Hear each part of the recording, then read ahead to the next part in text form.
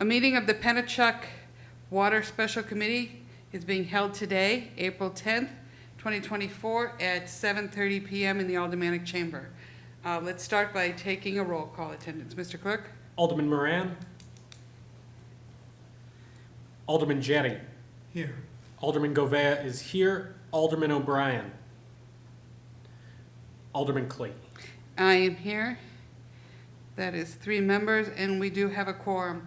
Alderman Moran did reach out to me earlier today and said that he would be unable to make today's meeting. In attendance also is that we have, and I'm going to try to make sure I say this right, John Boyer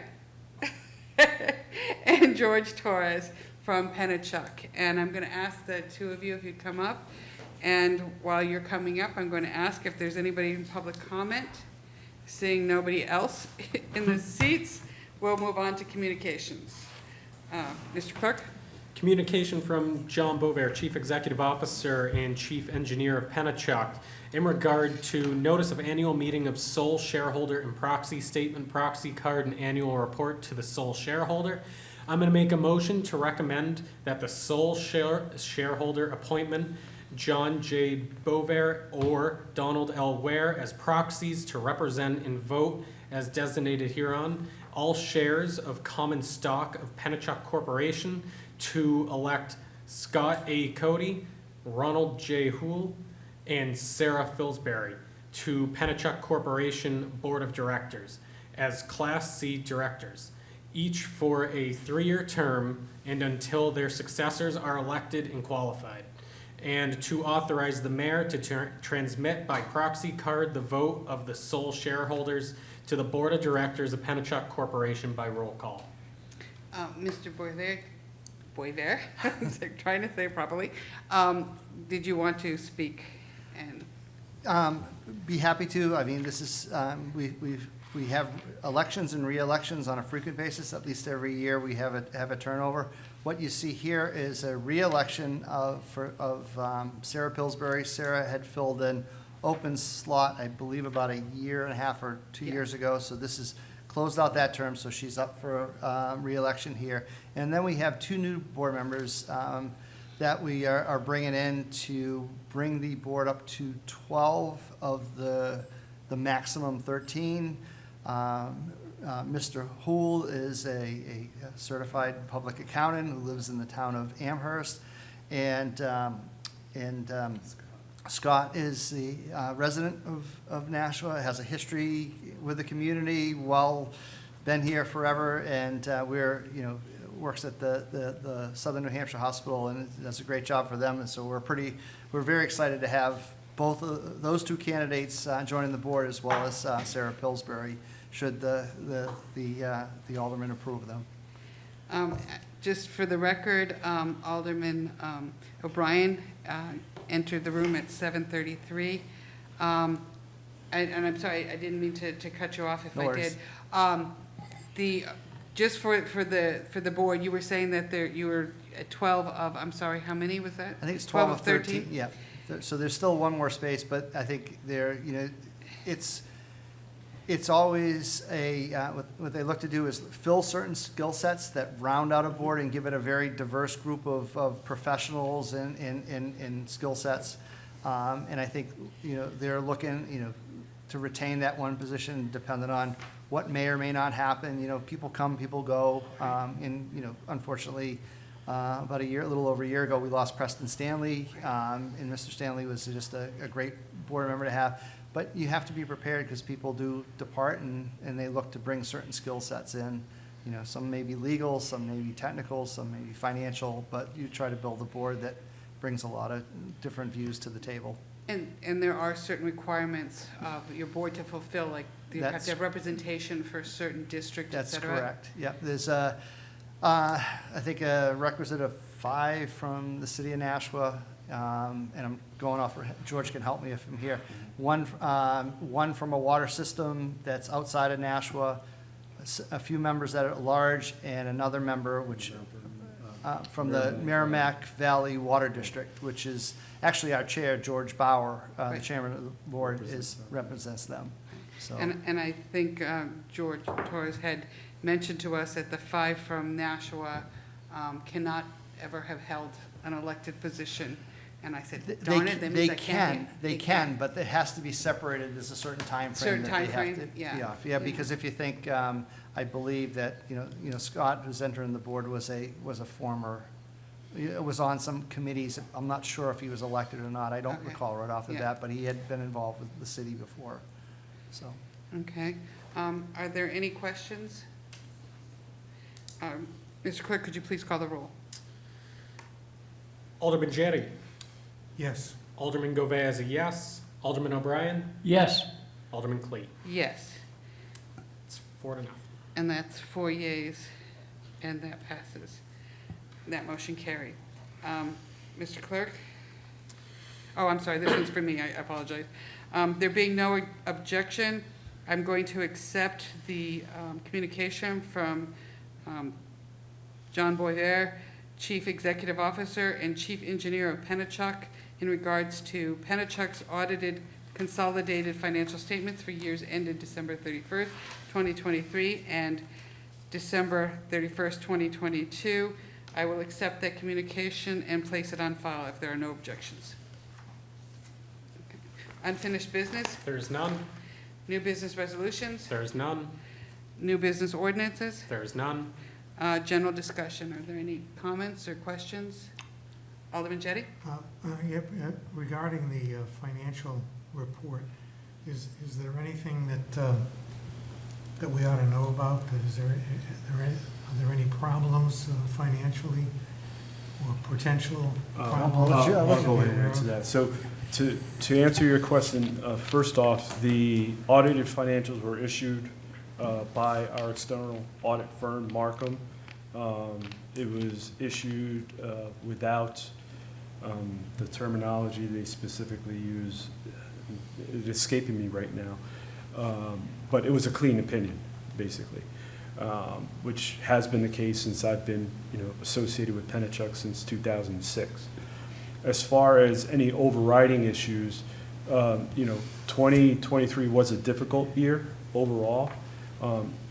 It was very challenging in terms of our revenues were impacted by the weather quite materially. Our pumpage in 2023 had dropped from prior year levels of about 16%. So basically what that meant for the company was we had to leverage a lot of the restricted accounts that were set up when the city took Pennichuck over back in 2012. So the good news is, we were not into the line of credit by the end of the year. We do have a $4 million backstop at Penn Corp that supports all of the regulated entities as well as Penn Water Service, the service company outside the regulated entities. So the good news was, even though it was a challenging year from a revenue perspective, all of the restricted accounts worked as operated. And we'll be certainly looking to refill those restricted accounts at the next rate case. And then the only other challenging item, and John could probably speak to this, is really what comes out of any regulatory challenges that we may have to face from an EPA perspective and water treatment and water quality issues. That's probably going to be our most challenging issues over the next couple of years, and I don't know if John wants to speak to that. But basically, that was, if I had to sum up 2023, it was an interesting year, a challenging year, but one the company was set up for those events that when it did become challenging, we're able to weather that and continue operating as a going concern. Could I- Yes, please.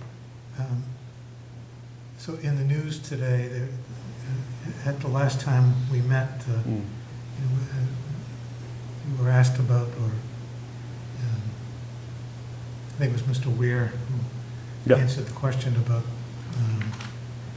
PFAS. PFAS, And yeah. today in the news, it said that the federal government it was- is bringing down the allowable level of PFAS. And I heard that that's going to affect the water companies. And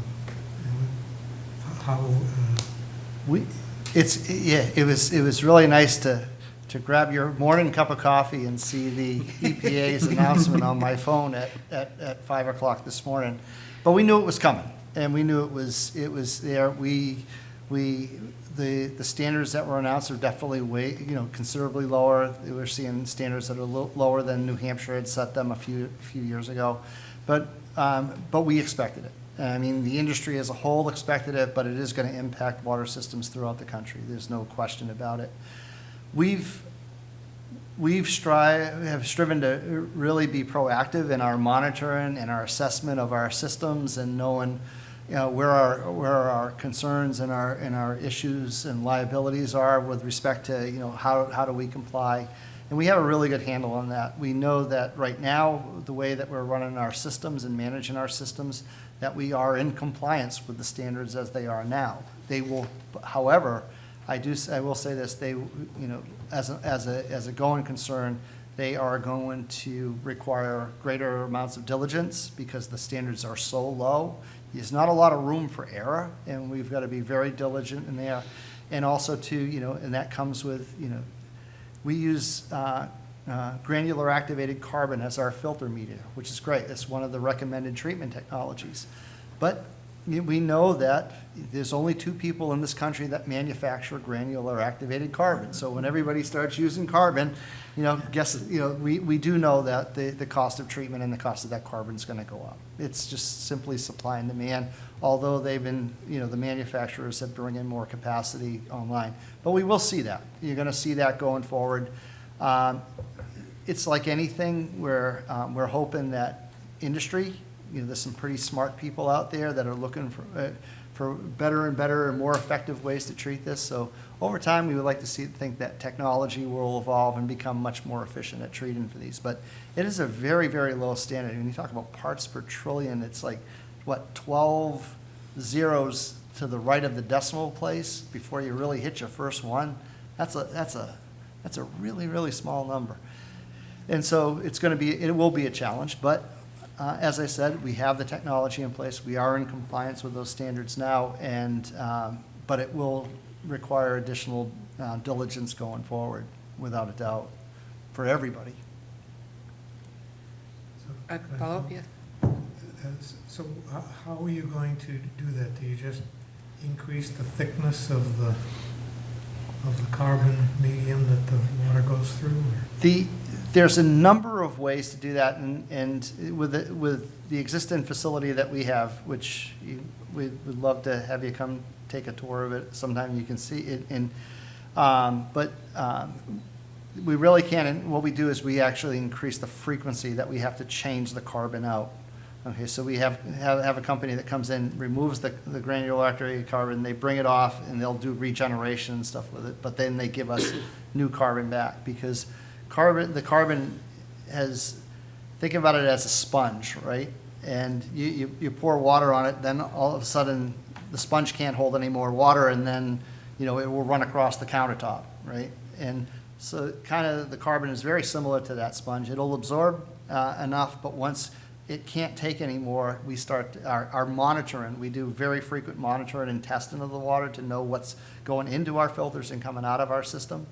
We start to see what's called breakthrough. When we start to see it above that detection, we know that, okay, the standard's not that far away. That's when we want to start to schedule our carbon change out. So it's going to be a real frequent thing. So it's more of a frequency and not necessarily, for us, adding more of it. We physically really can't do that with the facility that we have. I mean, we're fortunate that we've had carbon in place, but there's many water utilities that don't, and now we're going to have to install new systems, and they won't look like what we have, because they're going to address their individual needs. But for us, it's what you're seeing is just a more frequent carbon media change out. Yep. Thank you. So you've increased your rates recently, and you anticipate having to increase them again soon? We're always, when you think about this, we're reinvesting in existing infrastructure to the tune of about 2 to 3%. You see a year, in increase in, revenue requirement. We're replacing old water mains. We're going to continue to replace old water mains. We're in the process of complying with what's called the lead and copper rule, which means a lot of our old galvanized services and things, we're in the process of going out and replacing those. There's a lot of regulatory drivers, as well as the PFAS, that are increasing cost. And it's simply, if you look, if treatment, in order to remain in compliance, costs, whatever dollar for dollar coverage, as you might have heard that term used, if it costs us $1, that's how much revenue that we have to generate to do that. Back in the old days, back when we were an investor-owned, there was a profit behind it, but now we don't have that model anymore. So, we are very sensitive to making sure we do things efficiently to keep those increases, but infrastructure is becoming older and older that needs to be replaced, and we have regulations that are requiring more intensive efforts, which, whether it be, labor or materials and things to address, and they're not going away anytime soon. Thank you. Yeah, you're welcome. You're done? Yep, thank you. Any other questions? I'm good. Prior to the meeting, one of the questions that I had asked was that the state is getting the $9.5 million for PFAS funding and grant money, and I'd asked, did we think that any of it would kind of filter down? And it's unlikely that that's where, $9.5 million will go real fast. I'm not, exactly. When we're talking about, we're talking tens, hundreds of millions of dollars across the country. Even EPA, the industry has felt they've underestimated the cost of compliance with this new standard. A lot of the comments that the industry has provided back to EPA, sending these, their estimates for how much it would cost, the water industry to become compliant. It's not enough. It really isn't when you talk about the expense that we're seeing. However, the $9 million, I'm not 100% sure what Alderman Klee, which fund, but I do know there is a few different funds, and it might be one of the funds are for like private well owners, that where Right. they have PFAS contamination in their wells, and they've tested it. It was supporting, I think, $5,000 per household to put a filtration system in for that house if you were on a private well off of a public water system. And it also reimbursed if you had a public water system in front of your house, the water pipe went right in front of your house, it would cover, I think, up to $10,000 of that connection. But I'm not aware of the nine, what. It was just in the news Yeah. this morning. It was Right. the first time I'd heard of it, yeah.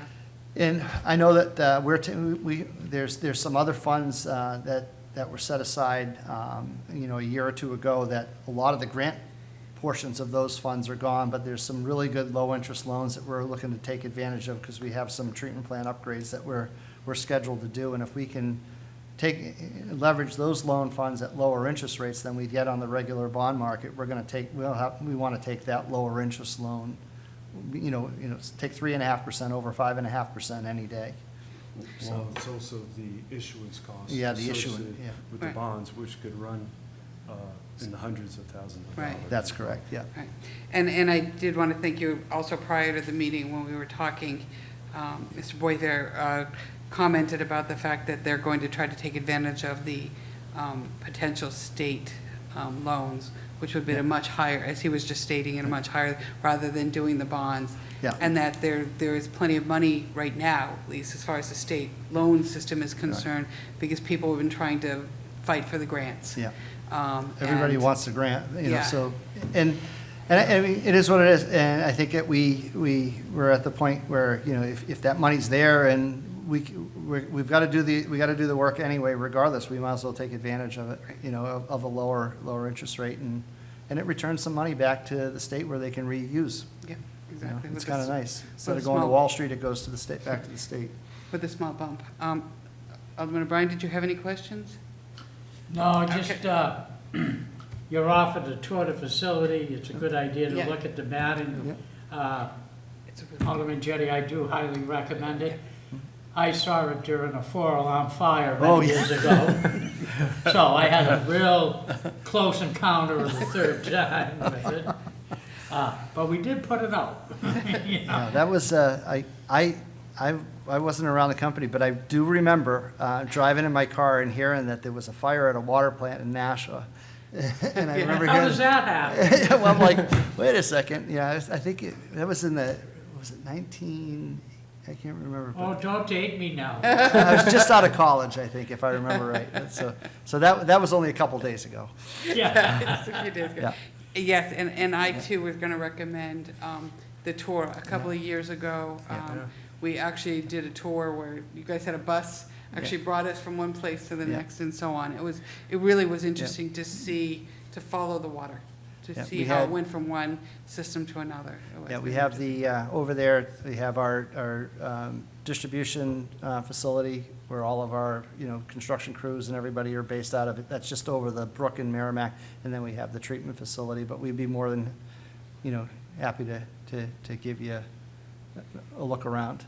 It's pretty interesting. Yes, So, Alderman Jettie, sorry. actually, when Alderman Clee and I first became aldermen, the Pennichuck, I don't know Right. why we were chosen, but Yeah. Pennichuck did do a tour Oh, for yeah, so you us. were on Yeah. it too, yeah, yeah. A little more recently than the fire that you were at, but Yeah, Oh, nothing will top the fire. no, You may try. When you're crawling down that, you know the catwalk I'm talking oh, about. yeah, yeah. And you're advancing the line, and all you can hear is water, and you have 70 pounds of gear on, and you're going, please don't let me go Yeah. under this pipe of the railing. Yeah. Please don't let me go under, because it would have been sink or swim. You know what I mean? Probably sink. It was a good afternoon. Oh, no, it wasn't. And I wasn't even there, but I hear the stories of it. Did Yeah. you ever see the pictures? There's some, I remember Bernie Russo? Yes, Bernie yes, Russo, yes, yeah, yes, Bernie, yes. he's Bernie, retired now. great guy, but great yeah, gentleman. he had a bunch of pictures because he was working at the plant at the time. And Yes, he was, yeah. And another gentleman by the name of Steve Densberger had some photos that they show me back when I first started at Pennichuck. I haven't seen them recently, but they're around Well, somewhere. if you ever see pictures of the firemen, it took us days to get that lampblack off of us. Okay, yeah, You know, it's like everybody comes out, we thought we were Al Joseph or something like that. Yeah. It was just like, yeah. everything was just black right down. So it was the- like there was a bunch of insulation and stuff Right, that went well, it up. was Right, the yeah, matting that was- that's right, yeah. You were welding or something like that. Yeah, one of the contractors was well and Yeah, touched it off. mistakes are made. Yeah. Are there any other questions, comments?